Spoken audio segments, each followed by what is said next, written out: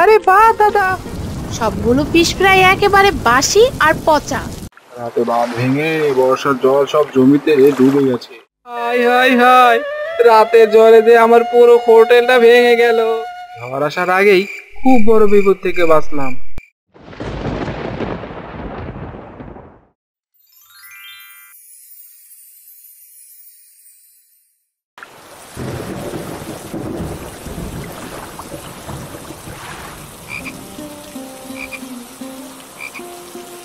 গিন্নি, আরে ও গিন্নি, কোথায় গেলে? জলদি একটু বাইরে এসো। তোমাকে না দেখলে যে কাজ করে বাড়িতে আসলেও মনটা ভরে না। হয়েছে হয়েছে, আমাকে আর বোকা বানিও না। আমি জানি আমাকে নয়, আমার হাতের ফিশ ফ্রাইয়ের জন্য আমাকে দেখতে চাও।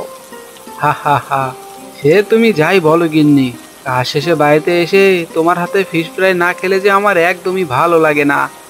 আচ্ছা বাবা, ফিশ ফ্রাই তো খাবে, তার আগে গোসলটা করে এসো।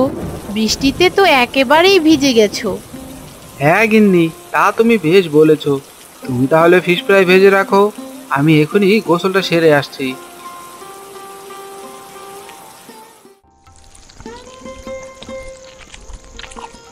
বাহ গিন্নি, তোমার হাতের ফিশ ফ্রাইয়ের তুলনা হয় না। খেতে যেমন মজা তেমনই সুস্বাদু। হ্যাঁ গো, আস্তে ধীরে খাও, তোমার জন্যই তো ফিশ ফ্রাই করেছি। সে যাই বলো গিন্নি, তোমার হাতের ফিশ ফ্রাই একবার যে খাবে সে বারে বারে খেতে চাইবে, এটা আমি নিশ্চিত করে বলতে পারি। তাহলে একটা ফিশ ফ্রাইয়ের হোটেল খুলে বসো, আমি ভেজে দেব আর তুমি বিক্রি করবে। সে তুমি মন্দ বলনি গিন্নি, হা হা হা।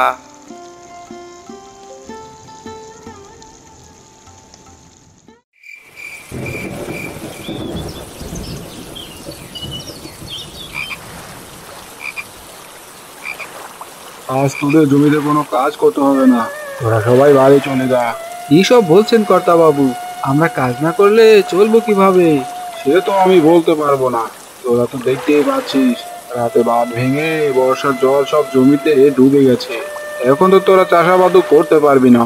কর্তা বাবু, আপনি আমাদের একটা ব্যবস্থা করেন, নয়তো এই বর্ষাকালে আমরা কাজ না করলে যে না খেয়ে মরবো। তোদের আমি আজকের মজুরি দিতে পারবো, তবে কাল থেকে তোদের ব্যবস্থা তোদের নিজেদেরই করতে হবে।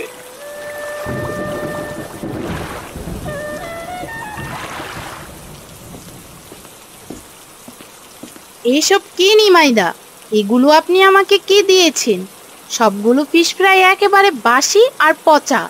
বৃষ্টির ভেতরে ফিশ ফ্রাই নষ্ট হয়ে গেলে আমি কি করব? আমি তো তাজা আর গরম গরম ফিশ ফ্রাই দিয়েছিলাম। হয়েছে, এখন বৃষ্টিকে দোষ দিয়ে লাভ নেই।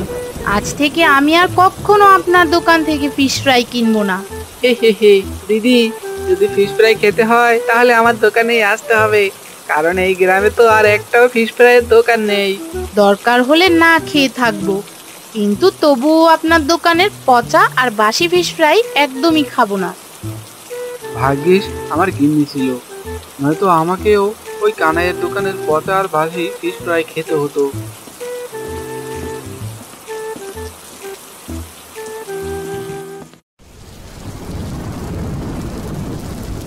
কি গো, তোমার আবার কি হলো? আজ তোমাকে এত মন খারাপ দেখাচ্ছে কেন? আর বলো না গিন্নি, আমার কাজটা যে আর নেই। কর্তাবাবু জমিটা যে বর্ষা জলে একেবারে ডুবে গেছে। বলো কি, জমি ডুবে গেলে তো তুমি আর কাজ করতে পারবে না। এমনিতেও বর্ষাকাল চলে এসেছে, এর ভেতরে কাজ না করলে যে আমাদের সংসারে অভাব দেখা দিবে। হ্যাঁ গিন্নি, তুমি ঠিকই বলেছো। এখন কোথায় কাজ পাবো, আর কি কাজই বা করবো, কিছুই তো আমার মাথায় ঢুকছে না। এই বর্ষাকালে তো কোনো কাজও পাবে না। ওগো, আমি বলি কি, তুমি যদি গতকালের ফিশ ফ্রাইয়ের হোটেলের কথাটা ভেবে দেখতে। তুমি সত্যি বলছো তো গিন্নি? আমি তাহলে একটা ফিশ ফ্রাইয়ের হোটেল খুলবো। হ্যাঁ গো, আমি বাড়িতে বসে ফিশ ফ্রাই বেচে দিব, তুমি সেগুলো নিয়ে বিক্রি করবে। দেখো, আমাদের ফিশ ফ্রাই কেউ একবার খেলে আবারও খেতে আসবে। হ্যাঁ গিন্নি, আমি তাহলে কাল থেকেই ফিশ ফ্রাই বিক্রি করব। তুমি শুধু আমাকে ভেজে দিবে আর আমি বাকি কাজ করব।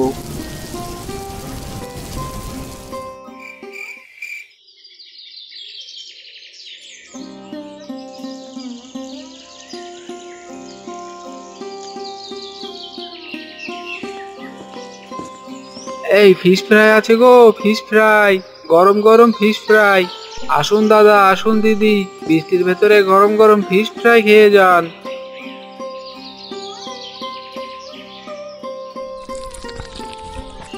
আরে বাহ দাদা, আপনার বউয়ের হাতের ফিশ ফ্রাই তো খুবই মজা। হ্যাঁ দাদা, খান, আমার বউয়ের নিজ হাতে বানানো ফিশ ফ্রাই। আরে এখানে কি বিক্রি করছেন দাদা, ফিশ ফ্রাই নাকি? আগে হ্যাঁ দিদি, ফিশ ফ্রাই বিক্রি করছি। বলুন আপনাকে কয়টা দেব? আপনার দোকানের ফিশ ফ্রাই ভালো হবে তো? এর আগেও ফিশ ফ্রাই খেয়েছি, সেটা ফিশ ফ্রাই নাকি পাথর ফ্রাই বলতেই পারছি না। না না দিদি, আমার দোকানে আপনি ফিশ ফ্রাই পাবেন। এগুলো যে আমার গিন্নি নিজ হাতে বানায়। কথায় কাজে যেন ঠিক হয় দাদা। দিন, এবার আমাকে তাহলে দুটো ফিশ ফ্রাই দিন।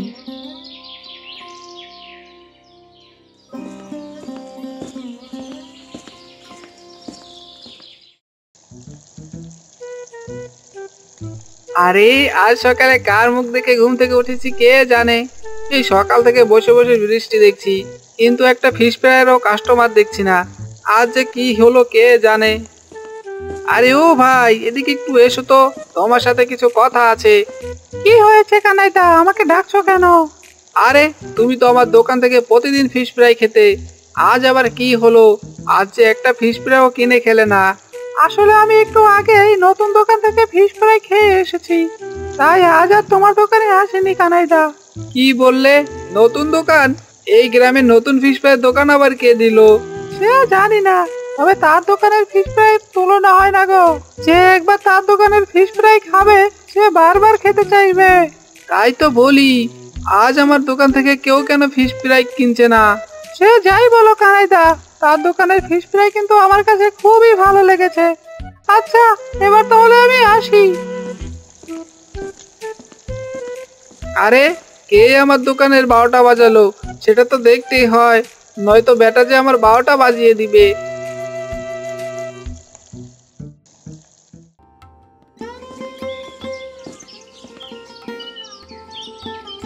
যাক বাবা, প্রথম দিনে যা ভেজে দিয়েছে গিন্নি সবই বিক্রি হয়েছে।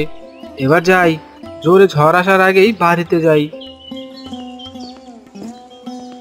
আরে এ কি, নতুন পাগলে ভাত পায় না, পুরনো পাগলের আমদানি। এটা তো আমাদের নিমাই। নিমাই তাহলে বর্ষার জন্য জমির কাজ ছেড়ে ফিশ ফ্রাই বিক্রি করছে? না না না, বেটাকে যে করেই হোক আমাকে আটকাতেই হবে, নয়তো ও আমার ব্যবসা আর 12টাই বাজিয়ে দিবে।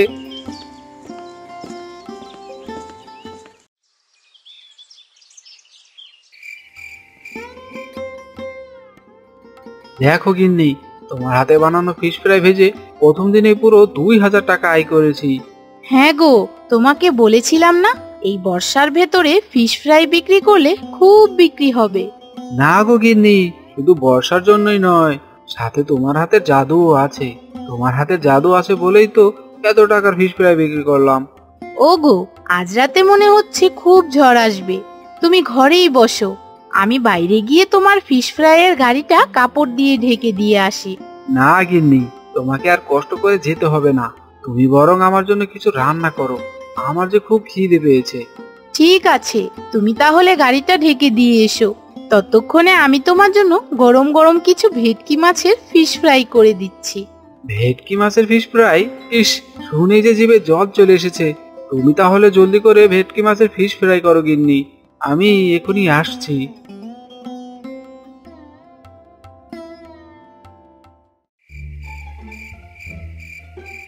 আরে ওই তো নিমাইয়ের ফিশ ফ্রাইয়ের গাড়িটা দেখতে পাচ্ছি। বেটা ওই গাড়িতে করে এই ফিশ ফ্রাই বিক্রি করতে যায়।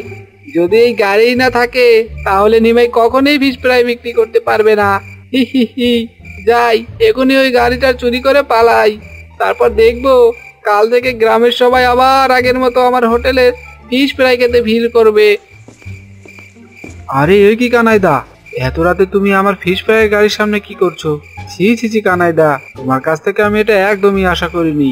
আমাকে ক্ষমা করে দে নিমাই, আমি যে অনেক বড় ভুল করে ফেলেছি। কি বললে? তোমাকে মাফ করব, তারপরে তুমি আবার কাল এসে আমার ক্ষতি করবে? না না না, তা তো আমি একদমই হতে দিতে পারি না। ওরে নিমাই, আমি যে অনেক বড় পাপ করে ফেলেছি, এবারের মতো আমাকে ক্ষমা করে দে। কথা দিচ্ছি আমি আর কোনোদিন তোর ক্ষতি করব না। আমার ক্ষতি না হয় করবে না, কিন্তু গ্রামের মানুষদের তুমি পচা বাসি মাছের ফিশ ফ্রাই করে দাও। এসব খেয়ে যে তারা অসুস্থ হয়ে যায়। আমার ভুল আমি বুঝতে পেরেছি নিমাই। আমি না বুঝে যে তোর অনেক বড় ক্ষতি করতে চেয়েছিলাম। সাথে এটাও বুঝেছি আসলে সবাইকে ভালোটা না খাওয়ালে সেটা দীর্ঘদিন কেউ কিনে খায় না। তুমি যদি সত্যি নিজেকে বুঝতে পারো তাহলে আমি তোমাকে আর কিছুই বলবো না। তুমি তাহলে এবার যেতে পারো। ঠিক আছে নিমাই, এবার তাহলে আমি যাই। হি হি হি, আমি তোর ওই কচু বুঝতে পেরেছি। এবার আমার হাত থেকে তুই ফসকে গেলি, কিন্তু আর না, এর পরের বার এমন বুদ্ধি করব যে তুই জীবনেও আর ফিশ ফ্রাই বিক্রি করতে চাইবি না। তখন হারে হারে বুঝতে পারবি আমার নাম হলো কানাই। হি হি হি।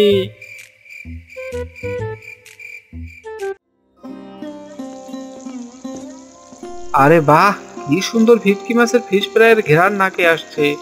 হ্যাঁ গো, সেই কখন গেলে গাড়িটা ঢাকতে, আর এখন এলে?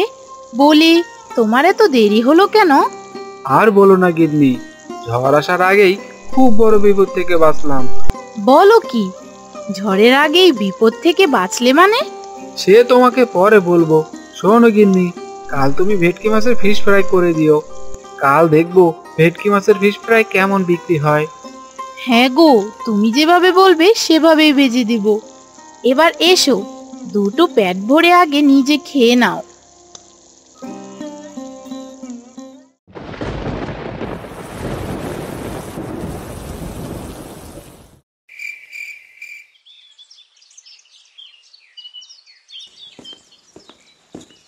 হাই হাই হাই, রাতের জ্বরে যে আমার পুরো হোটেলটা ভেঙে গেল।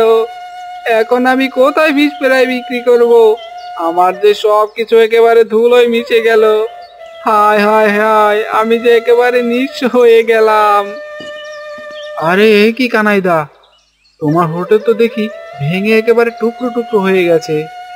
হ্যাঁ রে নিমাই, রাতের জ্বরে যে আমার পুরো হোটেলটা ভেঙে দু টুকরো হয়ে গেছে। এখন আমি কোথায় ফিশ ফ্রাই বিক্রি করব? এই বর্ষাকালে তো অন্য কোনো কাজও করতে পারবো না। আর কাজ করতে না পারলে যে বউ বাচ্চা নিয়ে না খেয়ে মরতে হবে। কেঁদো না কানাইদা, কাঁদলে তো আর তোমার হোটেল ফিরে আসবে না। শোনো, তুমি কাল থেকে আমার এই গাড়িতে করেই ফিশ ফ্রাই বিক্রি করবে। একদিন তুমি বিক্রি করবে আর অন্যদিন আমি বিক্রি করব। সত্যি বলছিস নিমাই? তোর গাড়িতে করে আমাকে ফিশ ফ্রাই বিক্রি করতে দিবি? হ্যাঁ গো কানাইদা, এই বর্ষার ভেতরে তো তুমি নতুন একটা হোটেলও বানাতে পারবে না, তাই তুমি ততদিন আমার গাড়িতে করেই ফিশ ফ্রাই বিক্রি করবে। নিমাই, তুই আমাকে অনেক বড় বিপদ থেকে রক্ষা করলি। আজ তুই না থাকলে যে আমার পরিবার নিয়ে না খেয়ে মরতে হতো। এভাবে বলো না কানাইদা, একজনের বিপদে আরেকজন এগিয়ে না আসলে কি হয় বলো?